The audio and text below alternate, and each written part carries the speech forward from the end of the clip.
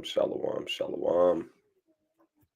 First and foremost, we want to give all honor and glory to the Most High God Yahweh by Hashem Mashiach Yahweh Shah. Hope everybody enjoying a Sabbath. If not, hopefully by the end of the video, you'll be feeling a little bit better, man. So what's going on? We got Amah, we got Spunky96, Princess Labrakaya, Slagia. That's kind of a long name. I'd be terrible at those. Shalom, everybody feeling up. Y'all know we got camp here in a little bit. So we're gonna get a quick bread session in. It's not gonna be too long today. And I'm trying to think of something quick that we could jump into. Something quick we can jump into. Let's jump into something quick. Yes, sir. Aharon might jump in here too, by the way. He might jump in here too.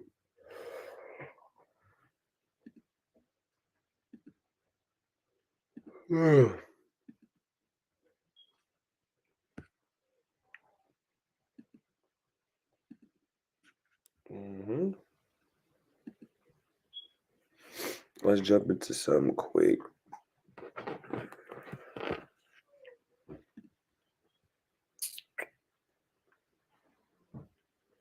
What should we jump into? OMG. It's a lot of food here. What do we jump into, y'all? Man, I almost wanted to jump into a classic chapter. I almost thought about John 3:16. Y'all hear that so much. I thought about Mark 4.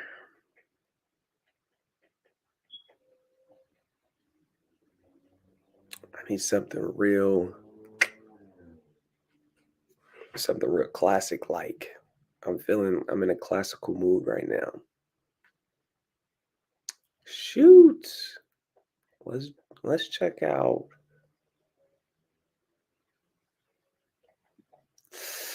All right.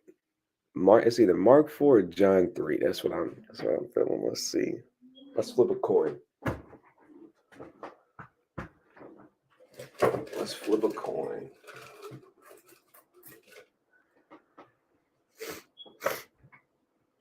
All right, heads, we go to Mark 4. Tails, we go to John 3. Heads, Mark 4. It's heads. So we're going to Mark 4. Mark 4 it is.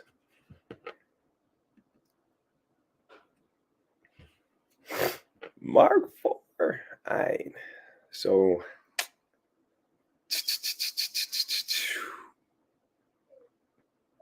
yes. So we're going over a parable of the sower. Oh, man. Forgive me if I keep yawning, man. I'm not an early one.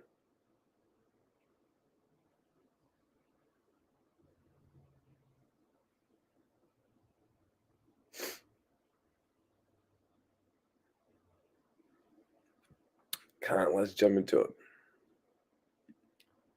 So Mark chapter 4, verse 1. I should zoom in a little bit. There we go.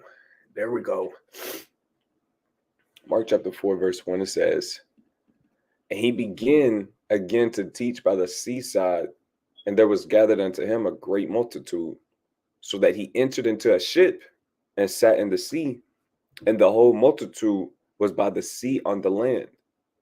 And he taught them many things by parables. And he said unto them in his doctrine, Hearken, behold, there went out a sower to sow. And it came to pass, as he sowed, some fell by the wayside, and the fowls of the air came and devoured it up. And some fell on stony ground, where it had not much earth. And immediately it sprang up, because it had no depth of the earth. It says, but when the sun was up, it was scorched, and because it had no root, it withered away.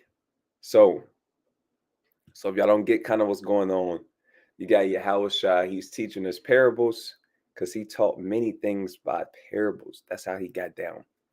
So he starts talking about a sower. You have a sower, and he's sowing. He's sowing. Where am I at? Okay, I just had a brain fart. I start thinking about something else. Anyways, it says, and it came to pass, he sowed some by the wayside, and the fowls of the air came and devoured up. So some of them kind of fell off by the wayside, and the birds came and got them.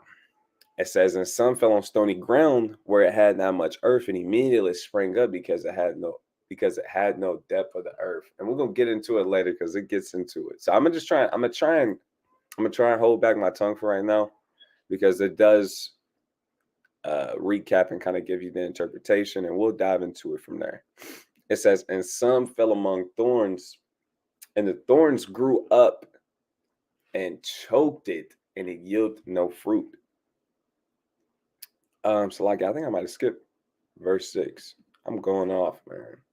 I'm going off. It's still kind of early, I think. All right. Mark 4 and 6. It says, but when the sun was up, it was scorched, and because it had no root, it withered away. It says, and some fell among thorns, and the thorns grew up and choked it and yielded no fruit. It says, and the other fell on good ground and did yield fruit that sprang up and increased and brought forth some 30, some 60, and some 100. And he said unto them, he have ears to hear, let him hear. So that was hot. Let's keep reading them. He said, after he dropped the parable on him, he said, look, whoever got ears to hear, let him hear. Yeah, I was shy code. He really a master teacher. He code like that. Sheesh, he's cold. I can't imagine hearing this parable in real life. It would be crazy. Like out of Yahushua's mouth, it would be crazy. It's crazy now, and this is hundreds of years after. Hundreds of years after, thousands of years after. Hearing it come out of his mouth, I know it had to been mighty. I know it had to been super mighty. And not hearing nobody teach like this, and it would be crazy. It says, and when he was alone, they that were about him with the 12 asked of him the parable. And he said unto them, unto you it is given to know the mystery of the kingdom of God. But unto them that are without, all these things are done in parables. So this is a crucial, critical verse too. This lets you know that it's not for everybody to know everything. It's just not. It's just not. It says that seeing they may see and perceive, and seeing they may see and not perceive, and hearing they may hear and not understand, lest at any time they should be converted and their sins should be forgiven them. So if they was to see and understand, and if they was to hear and understand, their hearts would be converted. Their minds, they would be converted. They would actually stop doing what they were doing, and they would be converted. They would change, and they would start keeping God's laws, statutes, and commandments. And they would actually repent and pray for forgiveness. But it's not for everybody to be forgiven. It's not. It's not for every people. They have to get their judgment. Let's just leave it at that. The Most High God, it tells you in the book of Psalms, I want to say like chapter 30 something, loves judge. I'm looking up this because I got to remember this precept. All right, let me look it up on my phone. It might be because it's an S. Blue Letter, whenever you search up stuff on Blue Letter, it is very particular. Very particular. Like, you got to be precise. But I got the Bible app on my phone, and it's a little bit more. I can't even find it on my phone. I thought it was going to be that. Oh, I must spell judgment wrong. How you spell judgment, guys? Maybe I'm.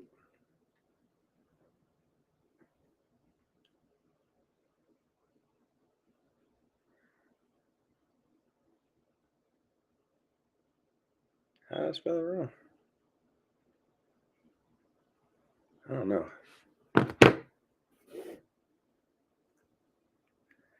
Shoot, maybe it's that early. I can't even see how I did it wrong. Let's go in and check. I want to say Psalms 37.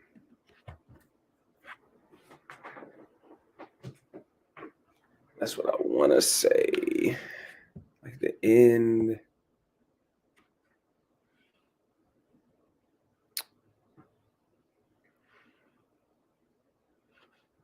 Okay, let me pull up Aharon. Let's see him.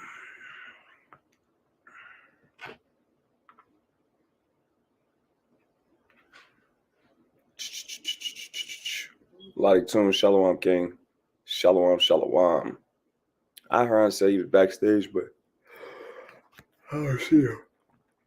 I'll wait on him while I'm looking for this precept. Man, I know it's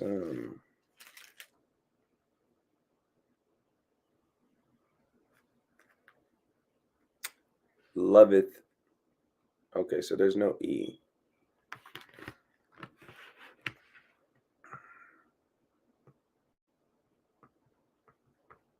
Okay, I get it now. So check this out. It was Psalms 37, though. Verse 28. Okay, so when I was typing in judgment, I had an E right here. I had an E right there. They wasn't trying to accept that. It's not. It's loveth judgment. Interesting. Okay, anyways. Psalms 37, verse 28. It says, for the Lord loveth judgment. It says, and forsaketh not his saints. They are preserved forever, but the seed of the wicked shall be cut off. It makes me think of this other precept. And where is it? It's in the editions of Esther. Let's see if I can pull that up.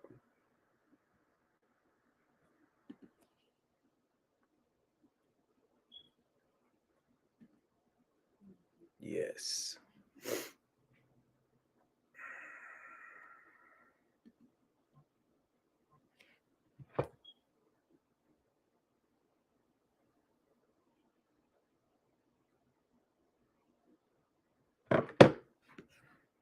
Y'all bear with me.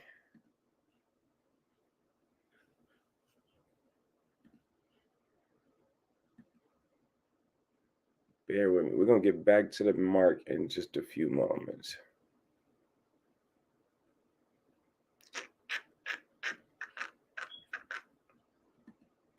Bear with me.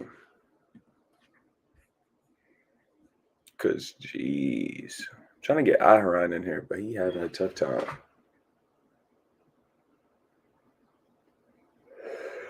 Oh.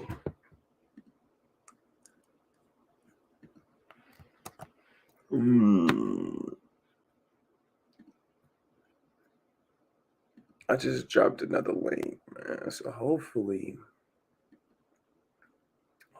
he can get in here now.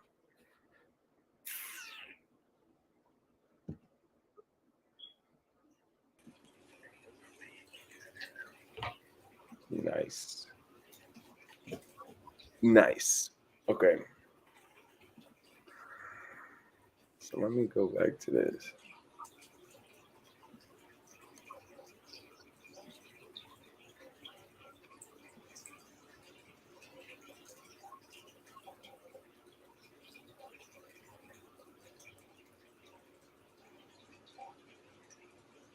I'm in Editions of Esther, bro. Pulling out this precept. Let me see real quick. You should have left me out this live then, brother. What you doing Check in it the out. ditch of Esther? This is all I needed right here, and then I'm out. This is all I needed. So this is Editions of Esther, chapter 10, verse 10. It says, "Therefore have he made two lots, one for the people of God, and another for all the Gentiles." That's that's real simple stuff. There's two main lots. You got the lots. Lots go into like your destiny. What's a good word for lot? uh, a good word for lot. It's like a Your when I judgment. think of lots, I always think of like casting lots. If you want me to keep it $1, I ain't gonna lie. That's where my head go. But I know it's a different kind of lot we speaking about. Yeah, because it says, "Therefore hath he made two lots, one for the people of God, and another for all the Gentiles." You know, they got two different roles. We'll say roles. As Destiny? Did you say destiny? I did say destiny. That was the first Okay. one I said. Okay. Destiny, I don't know. It feels spooky, you know. I like it though. That's really what I'm trying to say. And I believe that's what the scripture is trying to say. You know, I just wanted to pick your mind on the different words we come up with. So the Lord loveth judgment. It says, "And forsaketh not his saints. They are preserved forever." So the saints, they are preserved forever. They have their lot, they have their destiny. It says, "But the seed of the wicked shall be cut off." Right? Now I went through those precepts just to get back to Mark 4, because it says that seeing they may see and not perceive. So even though they watching and they looking, they're not able to see what's really going on. They're not really able to understand. It says in hearing, they may hear and not understand. So we talk to people every week. We talk to people all throughout the week. We talk about the Bible all day, every day. But people, they see us and they hear us, but they don't really understand. They don't understand the gravity of how serious it is and what they doing, like how they're gonna get judged for their sins.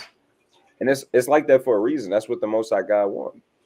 It's that lest at any time they should be converted, and their sins should be forgiven them. You know, and it's not meant for that. Everybody isn't supposed to be forgiven right now, because mind you, the Most High God already spoken that certain things were gonna happen.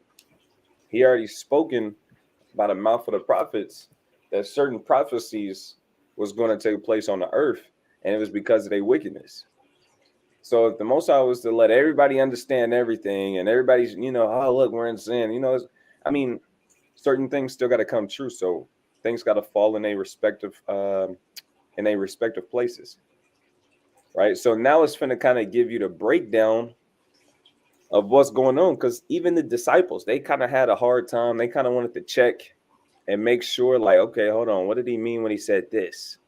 So the disciples asked him. It says the 12 asked him of the parable. So Yahushua is going to give them an explanation. So we had Mark 4 and 13. It says, "And he said unto them, Know ye not this parable? And how then will ye know all parables?" So Yahushua, the first thing he say, it's not what they want to hear. It's not what he want to hear. He just daggered them. It wasn't like he was just going crazy on him, but he really just cut him. He said, "Look, how do you not know what this means? Why don't you understand this? Y'all supposed to be the 12. Why you don't understand this?" It says, "How then will you know all parables?" He's like, bro, if you can't understand this, how you gonna understand all of these? So he started breaking it down. The sower soweth the word, right? The sower, he sows the words of God. He teaches and plants the words of God. It says, "And these are they by the wayside, where the word is sown. But when they have heard, Satan cometh immediately and taketh away the word that was sown in their hearts." So earlier said that, the bird came through and swallowed up the seeds, because they wasn't sown on ground. It was sown on stony ground. Right? I believe that's the first example they use. And he giving them the breakdown like, look, you got a man, he's sowing a seed, it don't land in the dirt and land in a place where a bird could come scoop it up. And that's Satan. He was really giving them a breakdown on how Satan comes immediately and he steals the word of God that was thrown in your heart.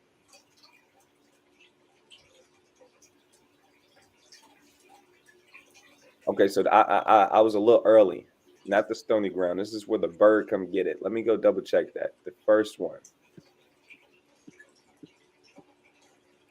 fell on the wayside, and the fowls came and devoured it up. The fowls came and devoured it up. So Satan comes immediately and take away the word that was sown in the hearts. How does he do that? What does this look like? How does Satan come and take the word that was placed in your mind? How does he do that? He do that by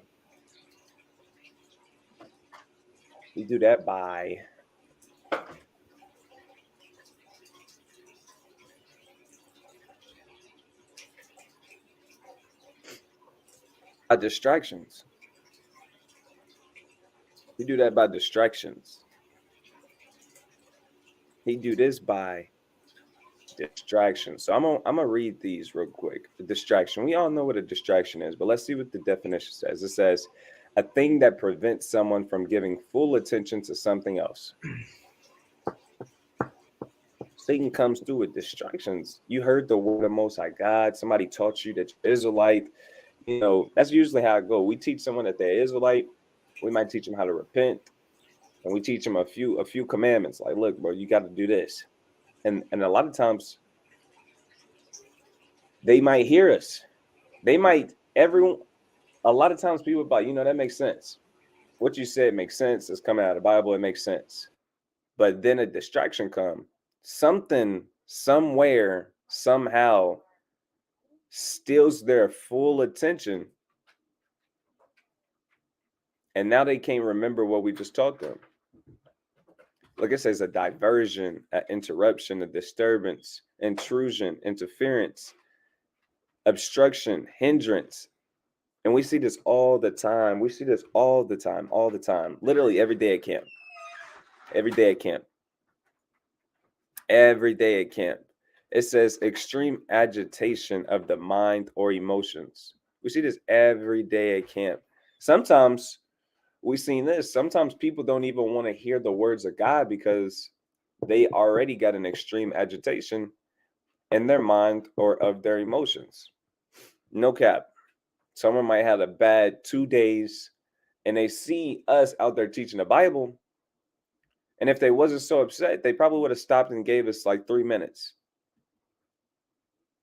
But Satan already playing his cards right. He know how to get you out of the spirit. Literally, that's what he's good at. He knows how to get you out of the spirit.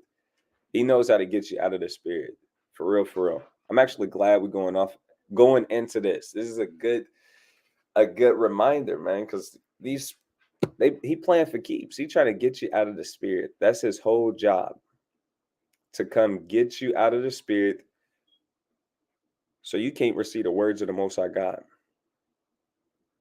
It says, and these are they likewise, which are sown on stony ground, who when they have heard the word immediately receive it with gladness, and have no root in themselves, and so endure for a time. But afterward, when affliction or persecution arises for the word's sake, immediately they are offended. And we see this a lot. A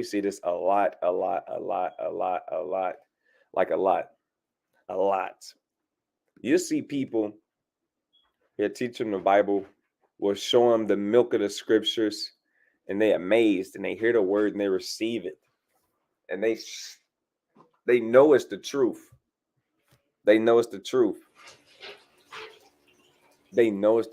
It says they receive it with gladness.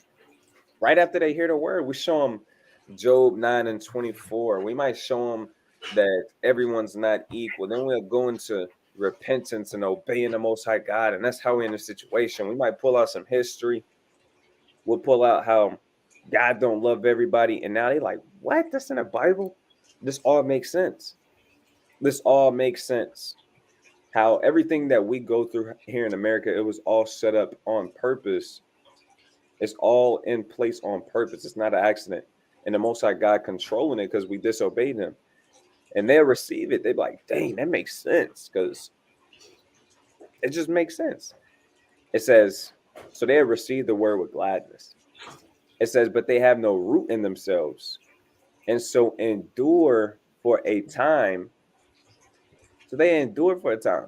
It might be whether it's a month, whether it's 2 weeks, whether it's um whether it's 6 months, but they don't really have no root in themselves. The tree is only as deep as its roots. Like the tree, you got a strong, mighty tree. You got to have some strong roots to keep this tree upright.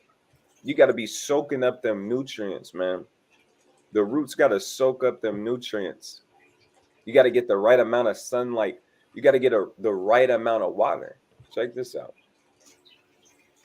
We'll swing over here to 1 Corinthians chapter 3. Your roots got to be on point. So this is 1 Corinthians chapter 3, verse 6. It says, I have planted, Apollos watered, but God gave the increase. So you have everyone know who Paul is. Then you got Apollos. He be doing the work too. It says, but God gives the increase. It says, so then neither is he that planteth anything, neither he that watereth, but God giveth the increase. And that's something to keep in your mind for the brothers and sisters, really the brothers who do the work. Don't get caught up in who's this guy and who's that guy. And, this guy gets this and he's this notable and everyone knows him. Look, it don't matter. It don't matter because God is the one that get an increase. This dude can talk to 1,000 people, but only save two men, only save one man. Then this other man, he could talk to 100 people and save 50 men. The Most High God does things how He sees fit. The Most High God gives the increase. It says, now he that planteth and he that watereth are one. So it's not a competition. It's literally not a competition. Because we all fighting for the same thing. We all teaching for the most part that we Israelites and that we gotta obey God. We all on the same team. So don't start looking at your brother like it's a competition. If anything, promote each other to good works so that we can both grow and be better and do the work more efficiently. You see what I'm saying? And that's how a lot of brothers get down. That's how a lot of brothers get down. A lot of brothers can remember this. It says, now he that planteth and he that watereth are one, and every man shall receive his own reward according to his own labor. It says, I think that's kind of what I wanted to get into. I think I kind of got the point. The whole point is that a tree, any kind of plant, it needs water. Someone has to plant it, someone has to water it and keep up with it, so that they can be firm and upright, so it can actually get its roots deep into the soil. That's what it's going into. So when we go back over here to 4, you got to understand that some people, they don't actually take root. They sprout up real quick, but their roots ain't strong enough. Their foundation is not strong enough. Their foundation is not strong enough. That's what it's going back to. The foundation is not strong enough.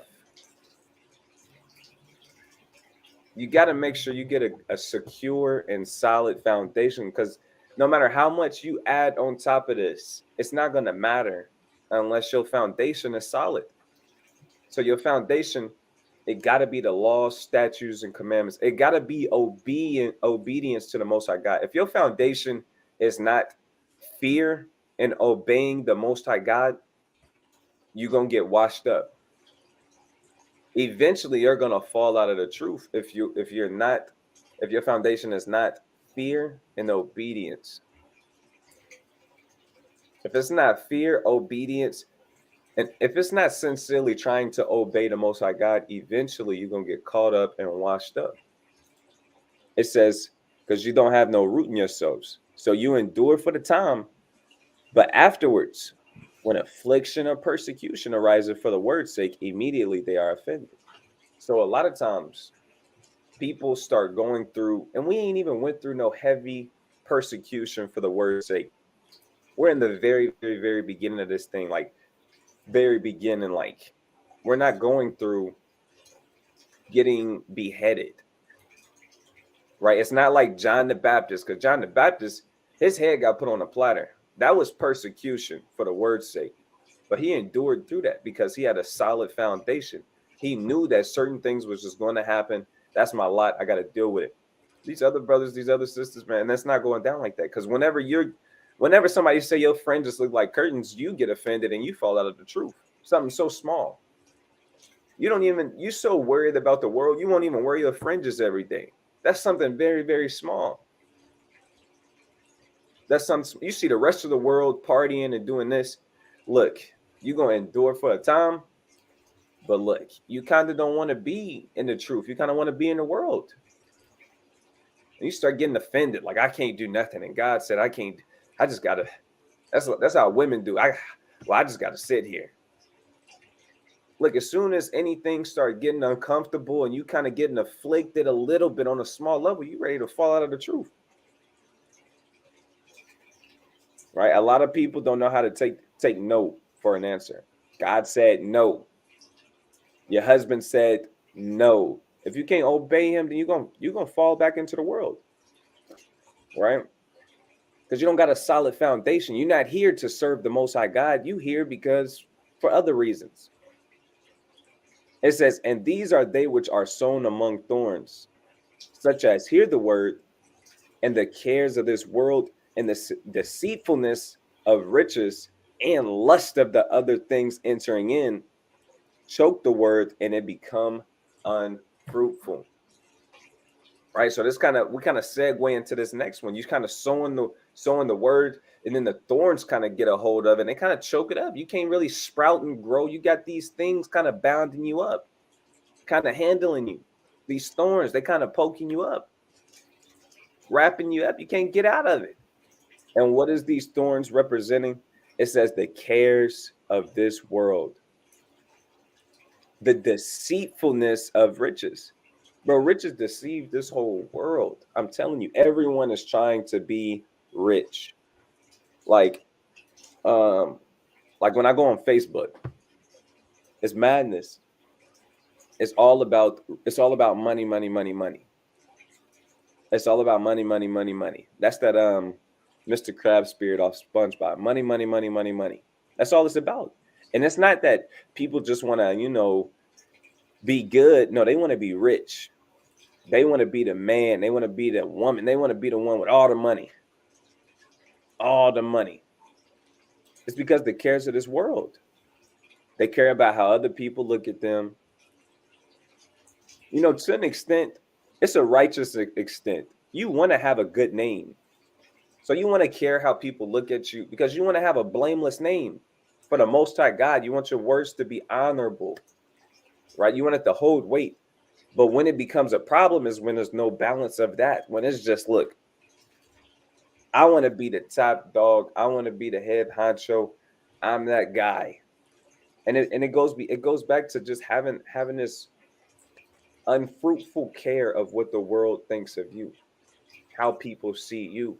That's why you see all of these men and women, they after these name brands, designer brands, Gucci, Prada, Chanel, Fendi, so forth and so on. Right? Because they got a deep, the cares of the world is deeper than the fear of the Most High God. That's what they worried about. The cares of this world. Who got this? Who got that? Who don't have this? Who don't have that? And it's all just about madness and folly at the end of the day. It says, and the lust of other things entering in, choke the word and it becometh unfruitful. You can't get caught up in money, man. You can't get caught up in this world. If you can't get your man, it's gonna be tough for them, man. It's gonna be tough. Let's put. You got anything I? Uh, yeah, I got a precept. Okay, bring it out, man. This is First Timothy chapter 6 and verse 5. It says, perverse disputings of men of corrupt minds and destitute of the truth, supposing that gain is godliness. From such withdraw thyself. So you want to withdraw yourself from people who are destitute of the truth. Mind you, that's what this is going over. Perverse disputings of men of corrupt minds and destitute of the truth, supposing that gain is godliness.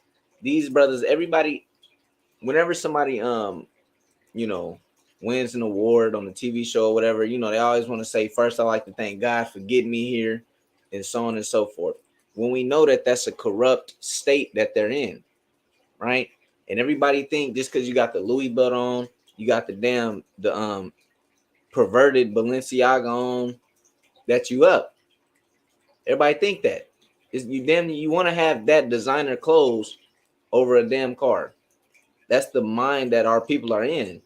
People who are destitute of the truth. And they think that gain, they think that wealth is godliness. And it's not. A lot of rich people kill themselves because they were in that position once upon a time. There's no purpose. Their only purpose throughout their life was to chase the bag. Well, damn, they got the bag. Now what? Now they're void. Now they're empty. Now they have nothing. They cast off all their friends and family because what? More money, more problems, right? You cast all them off. You no longer have love. You don't know who really around you for you. You just got money. That's it. And it's this one saying in the world. It goes, you're so poor, all you have is money. Think about that. You're so poor, all you have is money. That's deep. That's deep. Don't be that guy or girl that's just chasing the bag or chasing the materialistic things of the world. I mean, of course, we need materialistic things of the world on a basic understanding, like food, water, shelter, clothes, you know. But don't be chasing the damn designer and all this and all that and thinking this is gonna make you higher or thinking this is gonna up your status. That's not how it works. A lot of people got their what is it called? Their values messed up. True. You know, I'm not a high value man because I got designer on. It's not how that works. I'm a high value man because I take care of my family. A lot of men don't do that. That's what I consider a high value man. You're not a high value woman because you got on, you know, the red bottoms. No, you're not a high value woman because, you know, you work this great job and, you know, you independent. It's not how it works. You got the game messed up. You're a high value woman because you want children. That's a high value woman in this era. A lot of women don't want children. You know, but so like I was going off. You got it. Man, we got to keep reading on that First Timothy's, man. Con, you want me to read verse 6? Yes. It says, but godliness with contentment is great gain. For we brought nothing into this world, and it is certain we can carry nothing out. Right. So that's a lot of heat right there in this. It's a lot of heat. Paul is putting Timothy up on straight game. Look at this. He said, look, godliness with contentment is great gain. You got to have a balance. You got to be content with what God give you, and you still got to obey God. That's great gain. It says, for we brought nothing into this world, and it's certain that we can carry nothing out. That's plain. It says, in having food and raiment, let us be therewith content. So you got to be content with what you got. If not, you start lusting after everything else that the world got. Lusting after everything that these famous and rich people and these stars have. And it's just going to drive you crazy. It's going to push you to go do stuff that's breaking God's commandments. Other commandments. It always do. Hey, Salak. Go ahead. To add on to what you're saying, because when you go into that word content, first definition is to be at peace, right? Second definition is to satisfy. right? So a lot of the reason why you want to be content, you want to be satisfied with what you have. The reason why Mahar is saying that, the reason why he's saying you're gonna go crazy is because you're never gonna be satisfied. If you're not content, you're never gonna be satisfied with what you have. You know, say I get a car. Well, you know, it's a cool car, but it ain't, you know, it ain't a Tesla or nothing. You ain't content. Most High just gave you wheels that other people don't even have, and you're not satisfied with it. Now you want more. Now you're trying to get stuff in an ungodly manner. You know, fast money. We know fast money ain't good money. It's not how it works. There's no such thing as fast money. But you get it and you're not content and you're not satisfied. It's just gonna lead to a world of problems. It's on you, out. Hey, and what you just spoke on hits home. It hits home base. You just knocked that one out of the park, because that even happened with me. I believe that the Most High hear my prayers. I really do. But one, I keep His commandments. I do the work. So I think that the Most High God, He hears my prayers. I really believe that, because all the time I ask for stuff, and whether it takes a week, 2 weeks, a month, 3 months, 4, 5, 6 months, it ends up happening. So now I'm kind of at that point where I try not to ask for stuff, because it's scary. Because there's been times where I asked for stuff and I realized that I didn't need that and I didn't want that. Like the what I'm talking about, because like you mentioned the car, you know, I'll be riding around that big old truck and it's thirsty. So I was like, man, I want a car. I need a car because I work in a different town. So I'm driving miles. I'm on the highway. So I need a car now. I need a car, you know. So I don't remember if I made a direct prayer, but it's a scripture in Romans that tell you that he hears even things, even when you don't know how to pray for it, he can hear your spirit. Your spirit makes groanings. I'm gonna show y'all that real quick because I really like that verse. Like, the scriptures tell you he know what you need before you even ask for it. Period. What am I looking for? Romans 8 and like 26. So check this out. It says, likewise, the Spirit helpeth our infirmities. So the Spirit of the Most High God, it helps our weaknesses and our sicknesses, right? On the spiritual level, right? For sure. That's what it's kind of going into. It says, for we know not what we should pray for as we ought. It says, but the Spirit itself maketh intercession for us with groanings which cannot be uttered. So sometimes you get stuck in your prayer. You're trying to make a sincere prayer. You don't got the words for it though. Your mind everywhere. But the Most High God, He put a spirit in you, and He always knows where that spirit at. He checks on that spirit. He can hear that spirit, especially if you're trying your best to obey Him with a sincere mindset, right? It says your spirit can step in and make intercession. He can mediate. He can mediate for you. It says for us with groanings which cannot be uttered. So it's a spiritual thing. It don't make a sound. It don't come out of your mouth. It don't sing a song. Look, your spirit, it doesn't make a noise. The Most High God can hear it though, right? So little stuff like that. It'll be stuff that's sitting on my spirit. But like I said, I don't like asking the Most High God for stuff. And if I do ask the Most High God for stuff, I explain to the Most High God why I'm asking for it, because it makes me make sure that my intentions are pure. Because if I sit here and just ask the Most High God for a car, it's going to sound carnal. And we know the Most High God not hearing folly. So if you do ask for to make sure your prayers is good, to make sure when you ask, I don't like asking for stuff. For one, that's the Most High God. He already know what I need. It's not about what I want. But if I do ask for something, I explain why I want it. That way I know my intentions are pure.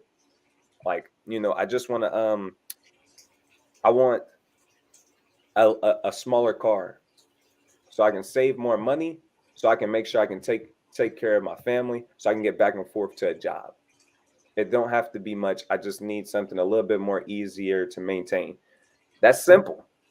Now, if I'm in there asking for a car and I'm asking for a brand new Benz a brand new BMW, and I ask myself, why do I want a brand new Benz or a BMW? What's the point of that? If I be real with myself and I explain why, I'm gonna get cut midway through the prayer. Well, I want a brand new Benz so I can look fly. So other Right. people, you're gonna cut yourself in the explanation. That's why I'm giving y'all this key. When you ask for something, explain to God why you're asking for it. Do you know why you asking for it? Because when you ask for it, if God was to be, I do this all the time. I do this all the time. Somebody asks me for money. What's the first thing coming out of my mouth, Aharon? What you need it for? What you need it for? What? Why? So when I ask God for something, I'm immediately thinking He gonna ask me why. Why, Mahar? Why do you need that? And now I'm already getting shook. Shit. So make sure you come to God already having that mapped out. I mean, that's what parents do. He's our heavenly Father. You can't run game on God, right? You came from Him. He know. Imagine trying to run. Ahran, we was youngins, right? Mhm. We was youngins. We trying to, ask our ask our parents for something. You go in there. We were talking about this the other day. You kind of sit down. If I'm watching a movie, you like, what movie is this? Try to soften her up. Right? You're like, what's his name? Like, oh, so they cousins. You need anything? You need some water? You trying to soften the ground so you ask her to take you somewhere? Mom, can I borrow 15? Right. You wasn't interested. You can't run game. They know what you own as soon as you came in the room and sat on a bed because you never come in the room and sit on a bed. And now you're being weird. Yeah. But what you want? Boy, what the hell you want? Should I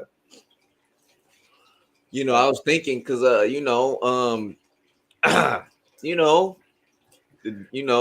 my friend's going out and you trying to lay it out perfect. They asked me. I don't even really want to go like that. Right. They asked me if I wanted to go, and I was like, I ain't got no money, so that's what I came up. That's it's only that's a true statement, right? Only 20. If you don't got it though, like 15 to do. I mean, 15 to get me in. Yeah. 20 to give me something to eat. But if you don't got the 20, 15 to work. Bro, she already know what you own. How much more your daddy? I mean, your heavenly daddy, your Abba.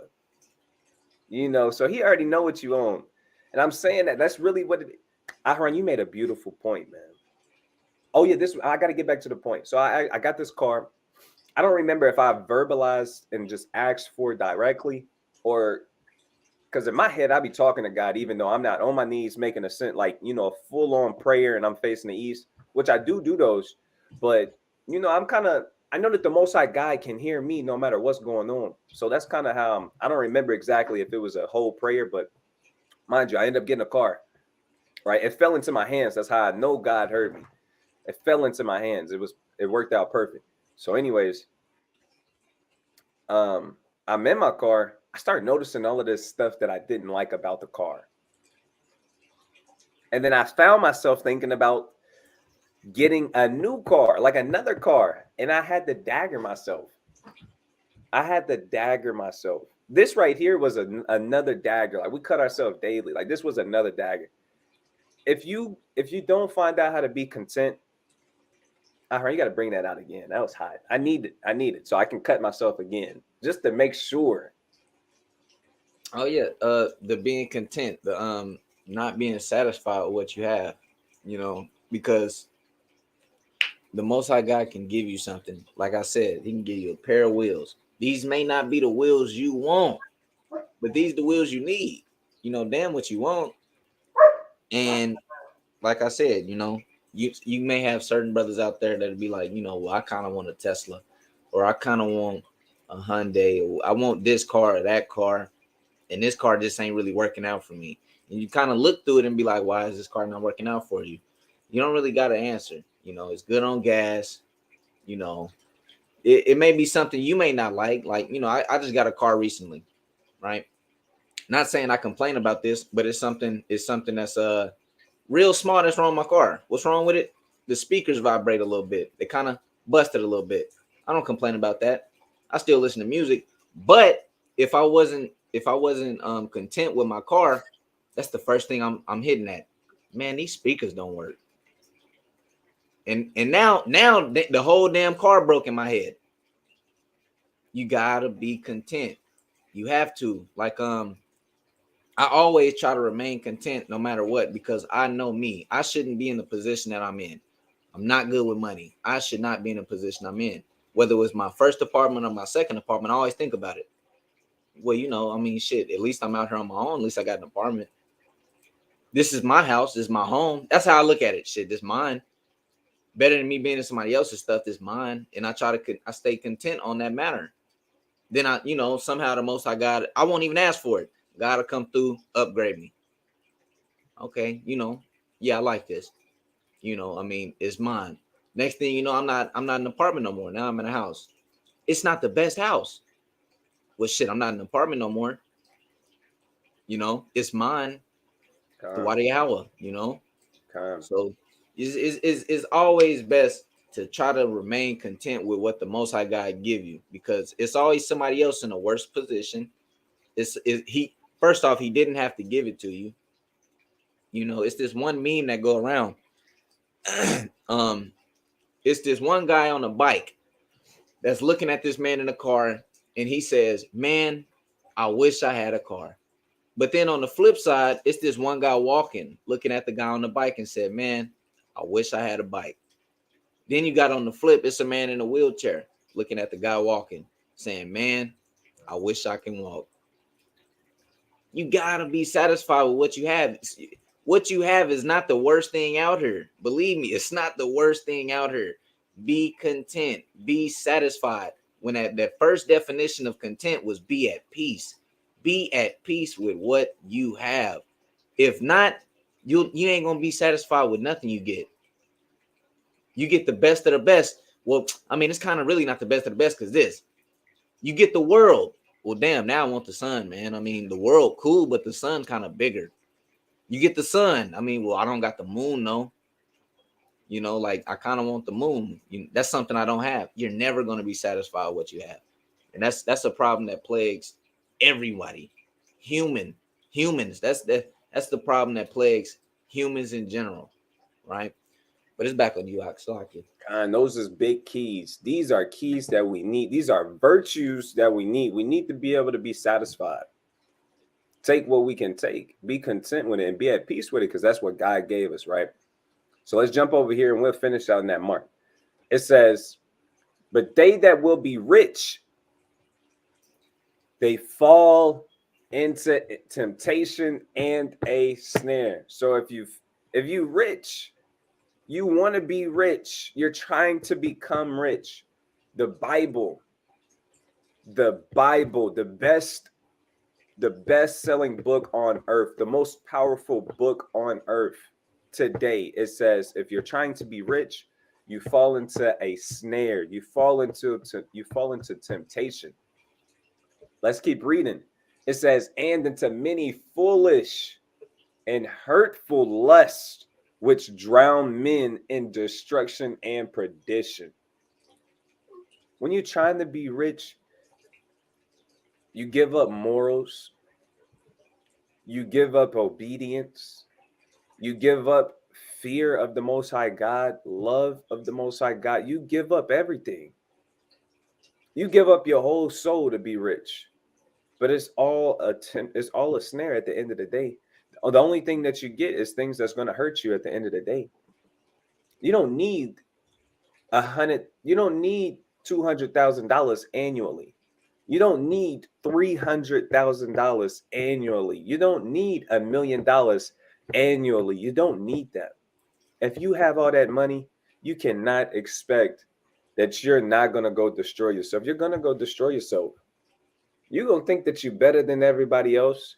You're going to look down on your brothers and sisters. You're not going to be thinking logically. You're not going to be able to identify your enemies. You think that you can go, you're going to probably be buying whores. You're gonna be doing all kind of stuff. You're gonna be doing all kinds of madness. You're not gonna be thinking about how to serve the Most High God. You're gonna be thinking about how to spend your money, how to save your money. Money gonna become your God, that's for sure. That's gonna be the main thing you think about, the main thing you worry about. It's gonna be money. It's not gonna be the Most High. Why? It says, for the love of money is the root of all evil. The love of money is the root of all evil. So that shall let everyone know. Let me, myself know, Officer Aharon know, and everybody that's watching this, and that's everybody in the chat. The love of money is the root of all evil. And the world programs us to love money. America teaches us to love money.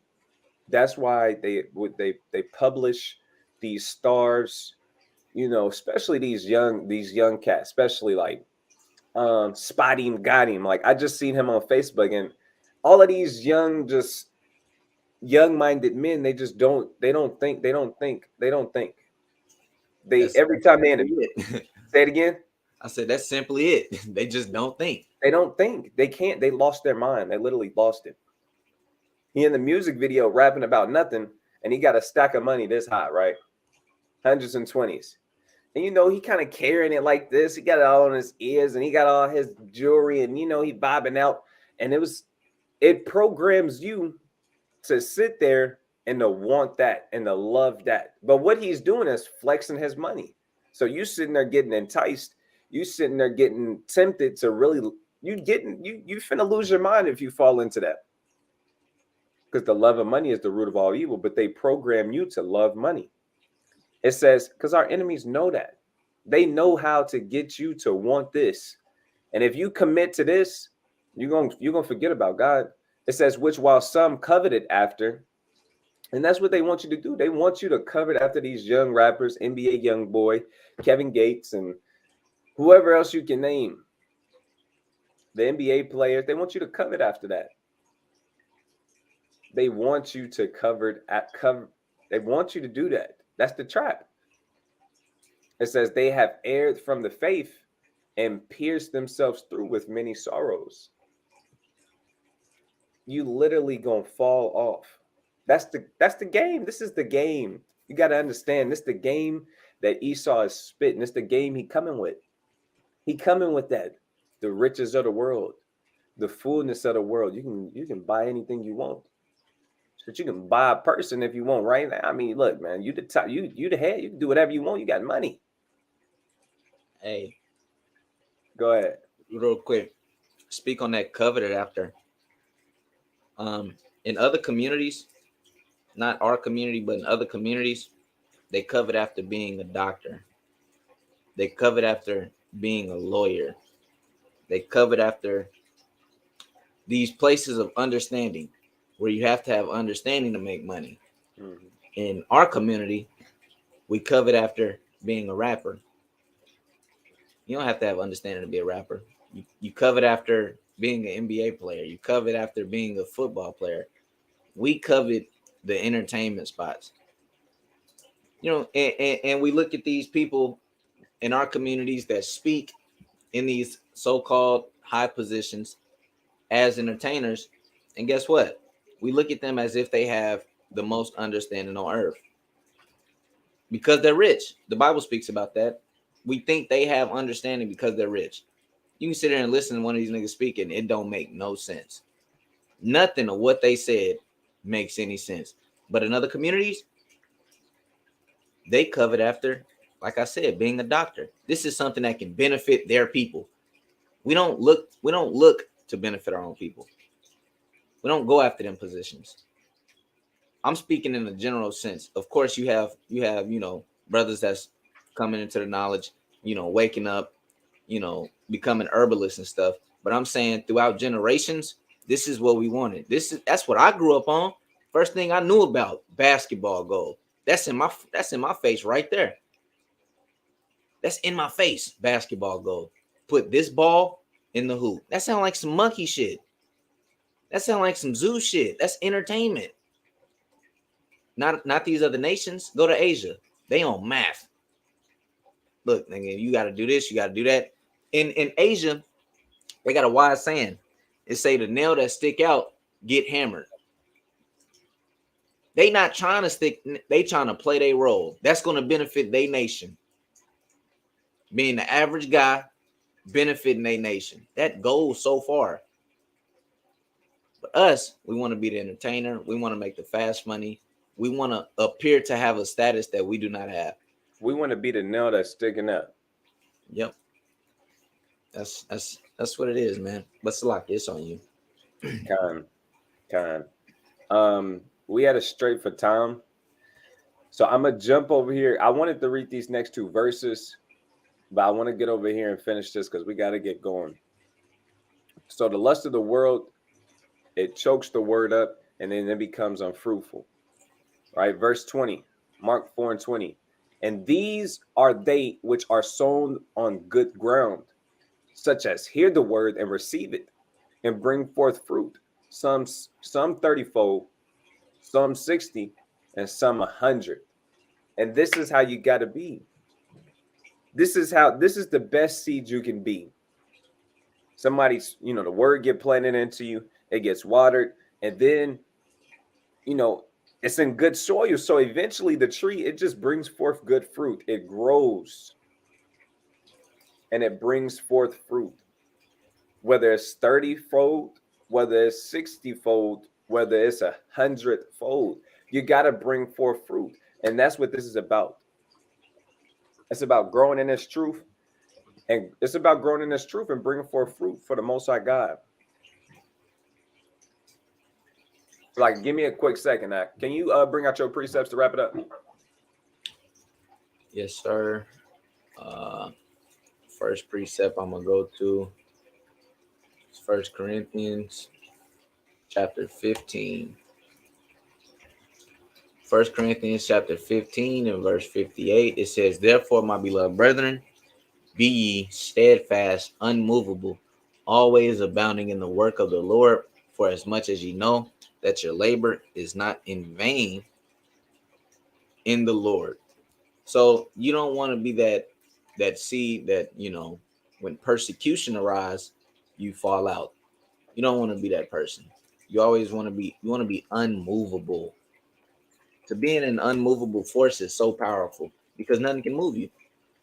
Run a damn diesel into a tree and see which one looks worse at the end of that. Put up a diesel against a well-rooted tree. That tree gonna knock that diesel down every time because he's just unmovable. It's nothing too spectacular about the tree. The tree is simple. It just roots itself and grows. That's it. It's very simple. Very simple, right? This is Galatians chapter 6 and verse 9. It says, and let us not be weary in well-doing, for in due season we shall reap if we faint not. So in an appointed time, we're going to reap the benefits of what we've been doing this whole time. Following God, following his commandments, following after his son, Yahushua. We're going to reap the benefits of that. While the world, unfortunately, they're going to be punished for not doing it. As simple as that. It's on you, Ak. Khan, that was a beautiful lesson. I didn't know it was going to turn into all of that. All praise to the Most High God. I hope that brings some fruit and some edification to y'all on this Sabbath. I hope y'all enjoy the rest of it. Man, we're going to give all glory to the Most High God, man. This is Sirach chapter 43 and 30. It says, when you glorify the Lord, exalt him as much as you can, for even yet will he far exceed. And when you exalt him, put forth all your strength and be not weary, because you can never go far enough. Never go far enough. And just to recap on the video, don't get enticed. Don't fall into the trap. And don't let this world paint this picture and you start lusting after all of these things that it got to offer. Remain 10 toes down. Be unmovable like that strong tree that's rooted and grounded and bring forth fruit, whether it's 30-fold, whether it's 60-fold, whether it's 100-fold. And with that, we're going to give all praises, honor, and glory to the Most High God, Yahweh, by Hashem, Hamashiach, Yahweh Shah, Shalom, Ashar Shabbat. Shalom.